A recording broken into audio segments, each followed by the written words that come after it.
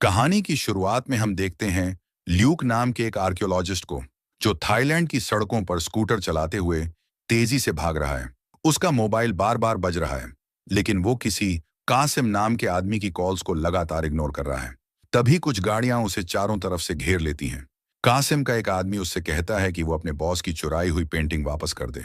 हालात बिगड़ते देख ल्यूक कहता है कि वो स्कूटर रोक देगा, लेकिन जैसे ही गाड़ियों का ध्यान हटता है, वो फुर्ती से एक दूसरी गली में मुड़ जाता है और पीछा शुरू हो जाता है। ल्यूक इतना तेज भागता है कि पीछा कर रही गाड़ियां आपस में टकरा जाती हैं।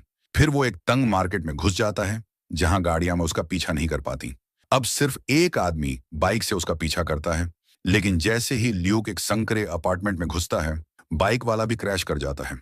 ल्यूक नीचे उतरकर जैसे ही बाहर आता है, कासिम की गाड़ी रास्ता रोक लेती है और ल्यूक स्कूटर से गिर जाता है। लेकिन तभी वहां के लोकल लोग गाड़ी को घेर लेते हैं और इसी अफरा तफरी में ल्यूक चुपचाप रेंगता हुआ वहां से निकल जाता है। कासिम हवाई फायर करता है और अपने आदमियों को पैदल पीछे भेज देता है। ल्यूक की टांग में चोट लग चुकी होती है, लेकिन वो जैसे तैसे दौड़ रहा होता है। वो अपने साथियों को कॉल करता है और बताता है कि वो फ्लाइट नहीं पकड़ पाएगा। जवाब मिलता है, ट्रेन पकड़ लो। ल्यूक फिर एक और मार्केट पार करता है और एक दुकानदार की फूड कार्ट लेकर भागने लगता है। पीछे से कासिम फिर गाड़ी लेकर आ जाता है। तभी ल्यूक चालाकी दिखाता है, फूड कार्ट को बाइक से अलग कर देता है और वो सीधा जाकर कासिम की गाड़ी से टकरा जाती है। आग की लपटें उठने लगती हैं और कासिम की गाड़ी ट्रैफिक में जा टकराती है। पुलिस तुरंत उसे घेर लेती है और ल्यूक वहां से बच निकलता है। इसके बाद ल्यूक स्टेशन पर बाइक से कूदकर दौड़ता है और आखिरी पल में चलती ट्रेन पकड़ लेता है। रात को वो अपनी सीट पर ही सो जाता है और सपना देखता है कि वो किसी प्राचीन इमारत में है, जहां से वो एक सुनहरी मास्क चुरा रहा होता है। सुबह जब उसकी नींद खुलती है, सामने एक महिला बैठी होती है। उसका नाम है एस्मे। वो बताती है कि उसका काम दुर्लभ पेंटिंग्स को वापस लाना है और बाकी सीटों पर बैठे लोग उसी के आदमी हैं। जब ल्यूक पेंटिंग देने से मना करता है, तो एक आदमी उसे पीछे से पकड़ लेता है और एस्मे चाकू निकाल लेती है। एस्मे उसे मारती है और ट्यूब छीनने की कोशिश करती है, लेकिन ल्यूक उसका हाथ पकड़ लेता है। तभी एस्मे अपनी जैकेट उतारकर बच निकलती है। ल्यूक पास की प्लेट उठाकर हमलावर के सिर पर मारता है और सिर से टक्कर मारकर खुद को छुड़ाता है। वो एक और गुंडे को लात मारता है, लेकिन एस्मे दोबारा उस पर हमला करती है और उसे गिरा देती है। जैसे तैसे ल्यूक एक और आदमी से भिड़ता है और एस्मे फिर से चाकू निकाल लेती है, लेकिन ट्यूब का स्ट्रैप कट जाता है। अब दोनों स्ट्रैप के अलग अलग सिरों को पकड़ लेते हैं। ल्यूक उड़ते चाकू से बचता है और जोर से स्ट्रैप खींचता है, जिससे एस्मे बाथरूम में गिर जाती है और ल्यूक जल्दी से दरवाजा लॉक कर देता है। इसके बाद ल्यूक ट्रेन की छत पर चढ़ जाता है और जैसे ही पास में पानी की टंकी आती है, वो कूदने की कोशिश करता है, लेकिन पकड़ नहीं बना पाता और एक झोपड़ी की छत तोड़कर नीचे गिर जाता है। गिरने के बाद वो अपने दोस्तों को कॉल करता है कि उसे पिक कर लो। दूसरी तरफ लंदन में उसकी बहन शार्लट अपने बेवफा पति हैरोल्ड और उसके वकील के साथ तलाक की बातचीत कर रही होती है। हैरोल्ड उनके बेटे की पूरी कस्टडी मांगता है, जिससे शार्लट नाराज हो जाती है। थोड़ी देर बाद जब शार्लट म्यूजियम में अपने काम पर होती है, तो उसे वहां ल्यूक अचानक मिल जाता है, जिसे देख वो हैरान रह जाती है। ल्यूक अपनी बहन शार्लट से बहाना बनाता है कि वो बस उससे मिलने आया है, लेकिन शार्लट जान जाती है कि जरूर कोई गड़बड़ है, क्योंकि वो बहुत सालों से उससे मिला ही नहीं। ल्यूक चाहता है कि शार्लट फिर से उसके साथ एडवेंचर पर निकले, जैसे वो बचपन में अपने पापा के साथ जाया करते थे, लेकिन शार्लट कहती है कि अब वो माँ बन चुकी है और अपनी म्यूजियम वाली नौकरी से खुश है। इसी बीच ल्यूक उसे एक पेंटिंग में थोड़ा डैमेज दिखाता है। जब शार्लट उसे ध्यान से देख रही होती है, ल्यूक दीवार से एक और पेंटिंग चुपके से चुरा लेता है। तभी म्यूजियम का अलार्म बज उठता है और दरवाजे खुद ब खुद लॉक होने लगते हैं। ल्यूक भागता है और शार्लट भी उसके पीछे दौड़ती है। वो बाहर आकर उससे पेंटिंग लौटाने को कहती है, लेकिन ल्यूक शर्त रखता है, पहले कार में बैठो। जैसे ही शार्लट कार में बैठती है, ल्यूक जोर की रफ्तार में गाड़ी भगाता है और पुलिस को चकमा देने के लिए कई तेज और पागल मोड़ लेता है। कुछ संकरी गलियों से गुजरने के बाद वो एक ट्रक के पीछे से अंदर घुस जाता है, जिसे उसके पुराने साथियों मर्फी और डेब चला रहे होते हैं। शार्लट इन्हें पहचान लेती है। ये उसके पापा की पुरानी टीम के सदस्य हैं। कार में बहन भाई के बीच बहस होती है। मर्फी चोरी की गई पेंटिंग को ध्यान से देखता है और कहता है कि ये वो नहीं है जिसे वे ढूंढ रहे थे। ल्यूक कहता है कि अब शार्लट इसे वापस ले सकती है और तभी वो एक स्प्रे से उसे सुला देता है। कुछ देर बाद शार्लट की आंखें एक पार्क बेंच पर खुलती हैं। वो तेजी से म्यूजियम वापस जाती है, जहां इंस्पेक्टर जमाल पहले से जांच कर रहा होता है। जमाल को शक है कि शार्लेट ने ल्यूक की मदद की है, लेकिन तभी उन्हें पता चलता है कि चोरी की गई पेंटिंग किसी ने वापस रख दी है। काम के बाद शार्लेट अपने बेटे थॉमस को लेने जाती है, लेकिन उसका एक्स हस्बैंड हैरोल्ड उसे रोक देता है, क्योंकि उसने सुन लिया है कि शार्लेट अब पुलिस की संदिग्ध लिस्ट में है। गुस्से में भरी शार्लेट ल्यूक के पास जाती है और चिल्लाती है कि उसने उसकी जिंदगी बर्बाद कर दी। वो ल्यूक को एक अमीर आदमी ओवेन के साथ देखती है। ओवेन बताता है कि उसे कैंसर है और अब उसने ल्यूक की टीम को फाउंटेन ऑफ यूथ यानी जवानी का झरना खोजने के लिए हायर किया है, क्योंकि वही शायद उसकी आखिरी उम्मीद है। शार्लेट कहती है कि वो तो सिर्फ एक कल्पना है, लेकिन ल्यूक मानता है कि हर कहानी में सच्चाई की थोड़ी झलक जरूर होती है। वो कहता है कि दुनिया की अलग अलग संस्कृतियों ने सदियों से इस झरने का जिक्र किया है और इतना कुछ यूं ही नहीं लिखा गया होगा। कहा जाता है कि जवानी के झरने की असली लोकेशन को भगवान ने इंसानों से छुपा कर रखा है, लेकिन ल्यूक की टीम को यकीन है कि ये रहस्य कुछ खास परिवारों में पीढ़ी दर पीढ़ी आगे बढ़ाया गया है। ये परिवार रास्ते के रक्षक कहलाते हैं, जिनका काम है इस झरने की सच्चाई को छुपा कर रखना। ल्यूक को शक है कि एस में उन्हीं रक्षकों में से एक है। साल 1600 में 6 मशहूर कलाकारों ने मिलकर एक समझौता किया कि वे उस जगह के सुराग अलग अलग पेंटिंग्स में छुपा देंगे। इन्हीं पेंटिंग्स को ल्यूक अलग अलग देशों से चुरा रहा था। हर पेंटिंग में एक गुप्त साइन होता है। लैटिन भाषा में 6 and 1 लिखा होता है, यानी 6 पेंटिंग्स, लेकिन रास्ता एक ही। इन पेंटिंग्स में कुछ रहस्यमयी अक्षर भी होते हैं, लेकिन अभी तक टीम उनके मतलब को समझ नहीं पाई है। शार्लेट को समझ आता है कि ल्यूक ने असली रेमब्रांड पेंटिंग की जगह कोई और चुरा ली है। टीम अब उससे उस असली पेंटिंग का सुराग मांग रही है। पहले तो शार्लेट इन सब में शामिल होने से मना कर देती है, क्योंकि वो अपने बेटे की चिंता में रहती है। तभी ओवेन उसे ऑफर देता है, उसके हाई पावर वकील उसकी कस्टडी केस में मदद करेंगे। इसके बदले में शार्लेट उन्हें एक सुराग देती है, वेंडरबिल्ट फैमिली की जांच करो। शाम को ल्यूक एक कैफे में बैठकर वेंडरबिल्ट के बारे में पढ़ रहा होता है। तभी एस्मे वहां पहुंचती है। वो उसे चेतावनी देती है, इस खोज से पीछे हट जाओ, नहीं तो मैं तुम्हारी पूरी टीम को खत्म कर दूंगी। अगले दिन ल्यूक अपने भांजे थॉमस का पियानो परफॉर्मेंस देखने जाता है और शार्लेट को बताता है कि अब उसे असली पेंटिंग मिल गई है। थोड़ी बहस के बाद वो शार्लेट को भी इस मिशन का हिस्सा बनने के लिए मना लेता है। कुछ समय बाद पूरी टीम आयरलैंड में एक पुराने डूबे हुए क्रूज शिप को खोजने निकलती है। वहीं वो पेंटिंग आखिरी बार देखी गई थी। वे पानी के नीचे ड्रोन भेजते हैं, जो उस क्रूज के हिस्से को काटते हैं जहां फर्स्ट क्लास सामान रखा गया था। फ्लोटिंग टैंक्स लगाकर उसे सतह पर लाया जाता है। शिप ऊपर आते ही शार्लेट और ल्यूक उसके अंदर जाते हैं। शार्लेट एक पुराना नक्शा लेकर उन्हें रास्ता दिखाती है। मुख्य जहाज पर टीम को रडार पर कुछ अजीब हलचल दिखती है, लेकिन ल्यूक से संपर्क नहीं हो पाता, क्योंकि रेडियो बंद हो चुके होते हैं। तभी एक हेलीकॉप्टर आता है और उसमें से एस्मे और उसके लोग क्रूज शिप पर उतरते हैं।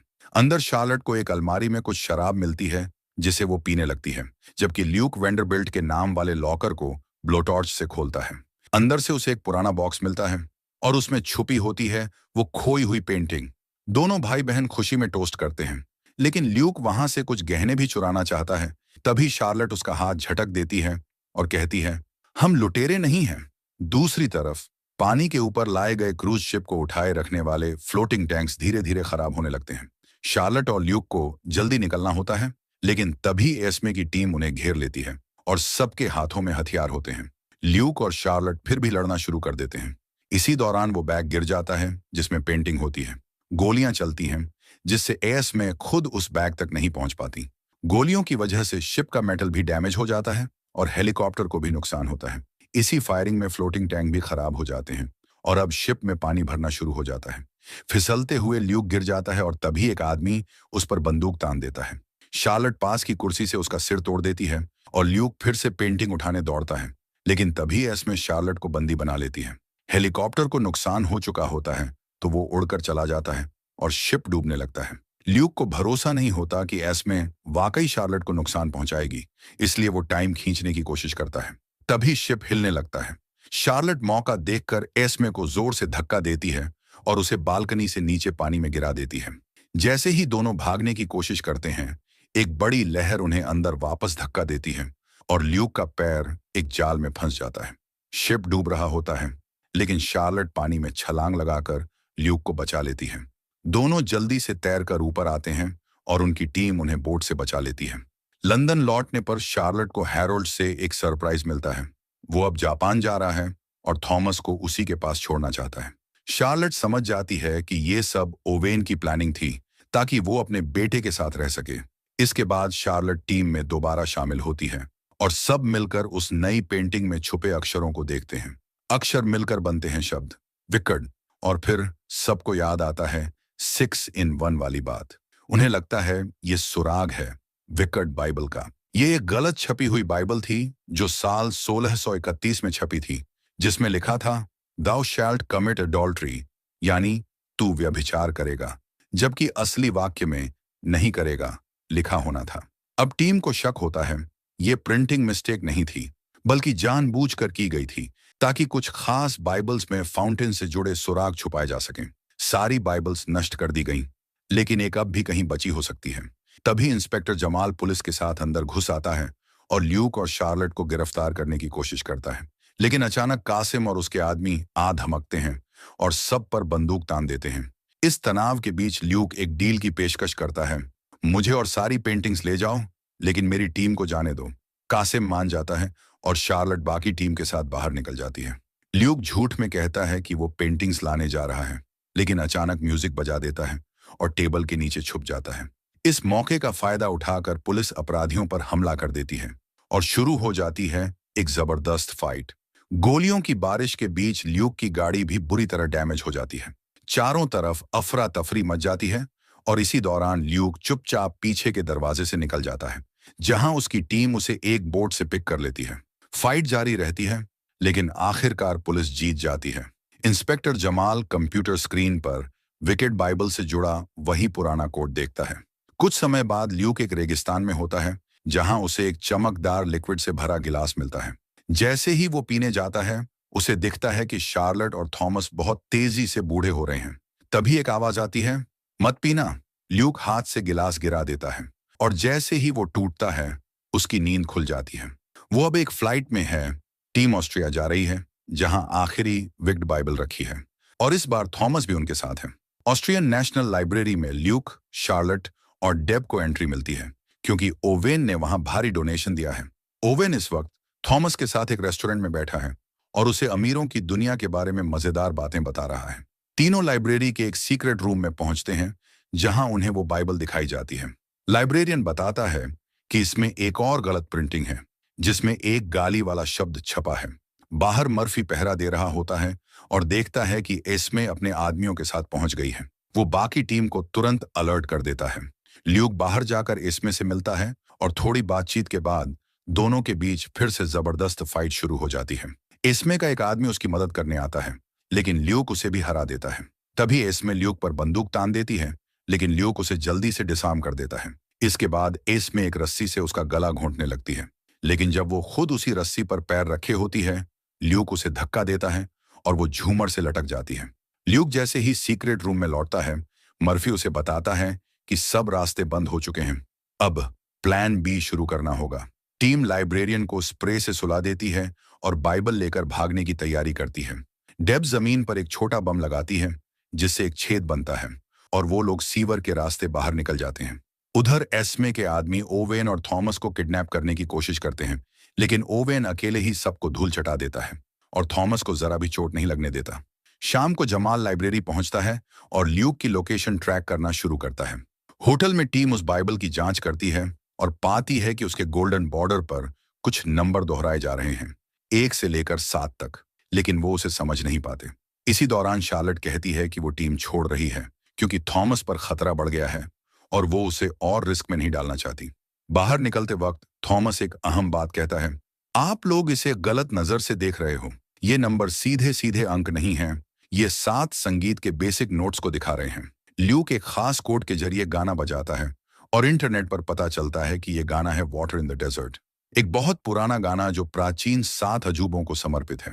टीम 7 अजूबों को मैप पर चिन्हित करती है और पेंटिंग्स से मिले रास्ते को उस पर रखती है। सब कुछ मेल खाता है, सिवाय गीजा के पिरामिड्स को छोड़कर। इसका मतलब झरना वहीं छुपा है। अब टीम मिस्र जाने की तैयारी करती है। ओवेन शार्लेट को सिक्योरिटी का भरोसा देकर साथ आने को मना लेता है। रात को ल्यूक को फिर से वही डरावना सपना आता है, मास्क, अजीब आकृति और काली रेत जो उसे निगलने लगती है। अचानक उसकी नींद खुलती है। शार्लेट पूछती है, क्या तुझे ओवेन पर पूरा भरोसा है? ल्यूक कहता है, वो ठीक है, लेकिन शार्लेट को शक है कि ओवेन झरना बेचने की सोच रहा है। उधर वेटिकन में प्रोटेक्टर्स का लीडर एस्मे को एक स्पेशल चाबी देता है, जिससे वो किसी को झरने से पीने से रोक सके। कुछ वक्त बाद टीम मिस्र पहुंचती है। ल्यूक थॉमस को पिरामिड्स के ऐसे स्कैन दिखाता है जिनमें छुपे हुए कमरे दिखते हैं। चार्लेट सिक्योरिटी टीम को देखकर हैरान होती है। उनके पास इतने सारे बैग क्यों हैं? एक प्रोफेसर उन्हें पिरामिड दिखाता है, लेकिन सीक्रेट चैम्बर खोलने का तरीका नहीं जानता। ओवेन गुस्से में खुद खुदाई शुरू करवा देता है। बैग्स में से डिगिंग टूल्स निकलते हैं। प्रोफेसर विरोध करता है तो उसे निकाल दिया जाता है। शार्लेट भी रोकती है, लेकिन अब ओवेन का व्यवहार खतरनाक हो चुका होता है। बाहर इंस्पेक्टर जमाल आता है, लेकिन गार्ड्स उसे अंदर नहीं जाने देते। थोड़ी देर बाद वो पुलिस फोर्स के साथ लौटता है। सिक्योरिटी गार्ड्स गोलियां चलाने लगते हैं और पुलिस की गाड़ियां उड़ाने लगते हैं। बचे हुए लोग कवर लेते हैं और जवाबी फायरिंग करते हैं, और वहीं पास में एस्मे सब कुछ चुपचाप देख रही होती है। टीम एक छुपे हुए रास्ते से होकर एक खास चैम्बर तक पहुंचती है। वहां एक भारी स्ट्रक्चर होता है जिसे हिलाना आसान नहीं होता। ओवेन अपने लोगों को टूल्स लाने कहता है, लेकिन चार्लेट देखती है कि बैग्स में बंदूकें भी हैं। जब टूल्स काम नहीं करते, ओवेन ब्लास्ट करना चाहता है, जिसे ल्यूक और चार्लेट दोनों रोकते हैं। तभी थॉमस एक पुराना म्यूजिकल इंस्ट्रूमेंट बजाता है, जिससे पूरे कमरे में कंपन होने लगता है। फिर चार्लेट गोंग बजाती है और रेत अपने आप शेप लेने लगती है। अब वो स्ट्रक्चर एक हाथ से ही हिल जाता है और नीचे जाने वाला लिफ्ट खुल जाता है। टीम लिफ्ट में बैठकर नीचे उतरती है। बाहर मर्फी और डेब सिक्योरिटी टीम पर पीछे से हमला करते हैं, लेकिन डेब गोली खा लेती है। तभी एस्मे आकर उन्हें बचाती है और गार्ड से लड़ती है। फिर एस्मे और जमाल साथ मिलकर पिरामिड में दाखिल होते हैं और बाकी गार्ड्स को हरा देते हैं। बैग्स में मिली रस्सियों की मदद से वो सब लिफ्ट शाफ्ट से नीचे उतरते हैं। नीचे एक अजीब कॉरिडोर में वो पहुंचते हैं, जहां दीवारों पर रहस्यमयी चिन्ह बने होते हैं। एक जगह ट्री ऑफ लाइफ बना होता है। चार्लेट एक मूर्ति से एम्बर निकालकर उस पेड़ पर लगाती है, जिससे दीवार खुल जाती है। अब वो एक ऊंची जगह पहुंचते हैं। ल्यूक एक ज्वेल को छूता है और दीवारों से सीढ़ियां निकल आती हैं। वो नीचे उतरते हैं और एक और कमरे में पहुंचते हैं। कमरे के बीच में पानी की एक छोटी सी जगह होती है, जो शायद वही फाउंटेन ऑफ यूथ है। चार्लेट सबको दीवारों पर लिखी चेतावनी याद दिलाती है, अगर कोई तैयार नहीं है तो आशीर्वाद की जगह श्राप मिलेगा। ओवेन ल्यूक को जबरदस्ती पानी पीने को कहता है, और तभी चार्लेट समझ जाती है कि वो मर नहीं रहा, बस झरना बेचना चाहता है। गुस्से में ओवेन ल्यूक को गोली मार देता है। जैसे ही ल्यूक पानी को छूता है, कमरा पानी से भरने लगता है और एक असली फाउंटेन बन जाती है। ल्यूक का खून पानी में गिरता है और वो ऊपर उठने लगता है। उसके हाथ चमकने लगते हैं, लेकिन जैसे ही वो पानी पीने जाता है, उसे सपना दिखता है। चार्लेट और थॉमस बूढ़े हो रहे हैं। ल्यूक तुरंत पानी पीना छोड़ देता है और पानी उसकी चोट ठीक कर देता है। ओवेन भी अपना खून पानी में डालता है। तभी एस्मे दीवार में चाबी लगाती है, क्योंकि उसे याद है, अगर कोई स्वार्थी इंसान ये पानी पिएगा तो उसकी उम्र उसी के अंदर से खींच ली जाएगी। जैसे ही ओवेन पानी पीता है, वो तेजी से बूढ़ा होने लगता है और दर्द से चीखता है। एस्मे गोंग बजाती है, दरवाजे बंद होने लगते हैं। टीम जल्दी से सीढ़ियों की तरफ दौड़ती है और को वहीं मरने के लिए छोड़ देती है। रास्ते में ओवेन का बॉडीगार्ड नीचे गिरकर मर जाता है। ल्यूक भी फिसलता है, लेकिन एस्मे उसे बचा लेती है। सभी लोग मुश्किल से बाहर निकलते हैं। बाहर इंस्पेक्टर जमाल मानता है कि असली विलेन ओवेन था। एस्मे ल्यूक की हिम्मत से बहुत प्रभावित होती है और उसे अलविदा कहते हुए गाल पर किस करती है। अंत में भाई बहन अगली एडवेंचर की बात करते हैं और थॉमस कहता है, मेरे पास एक आइडिया है। तो दोस्तों, क्या आप मानते हैं कि सच में फाउंटेन ऑफ यूथ जैसी कोई चीज हो सकती है? क्या ल्यूक ने सही किया जो उसने अपनी फैमिली को बचाने के लिए अमरता छोड़ दी? आपका जवाब हमें कमेंट में जरूर बताएं।